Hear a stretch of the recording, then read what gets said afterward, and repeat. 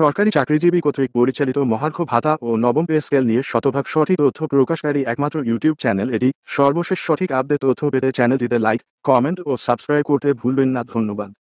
নিজের তাগিদে মাঠে নামেন, ওই ওয়ারের সাপ পাবো, খায়ের সাপ পাবো, আপনার পেটে ভাত জুটে না, আপনার চিন্তা নাই। খায়ের সাপ ওয়ারের সাপ নিজের পকেটে টেহাতে মিটিং ডাকবো, আপনারা আবেন চাফান খেয়ে যাবেন গা। ওই আপনি লেখাপড়া করেন নাই, আপনি লেখাপড়া জানেন না। সর্বনিম্ন পিয়ন নিয়োগ হলেও আপনি মেট্রিক পাসের নিচে নেন, আপনি একটা শিক্ষিত লোক নেতা কবো, তারপরে আপনি থাকবেন কি? আপনার পেটের তাগিদে আপনি মিটিংয়ে আসবেন, আপনার পেটের তাগিদে আপনি এসে আন্দোলন করবেন, আপনি আন্দোলন করে রাষ্ট্র গঠন করে দেন। আপনাদের কাছে আপনারা যারা নেতৃত্ব দেন, প্রত্যেকটা ডিপার্টমেন্টে আপনি বুঝাবেন আপনার সহকর্মীকে যে তোমার পেটের দায় তুমি সংগঠন করবো, আমার জন্য না, আমি নেতা হওয়ার জন্য না। আমি সবই নেতা হবো, এই জন্য আপনি সংগঠনের দরকার নাই। আপনার দাবি আপনি আদায় করেন।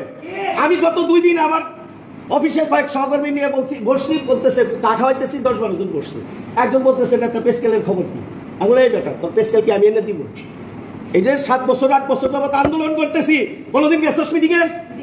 যাস নাই। 10টা সাদা দিছস? দেশ নাই।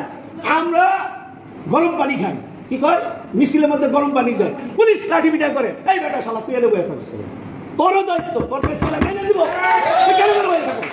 আর কোনো উত্তর নাই। পরে আজকে আমি বলছি তুই চল মিটিংয়ে, তবে আমার কাজ আছে।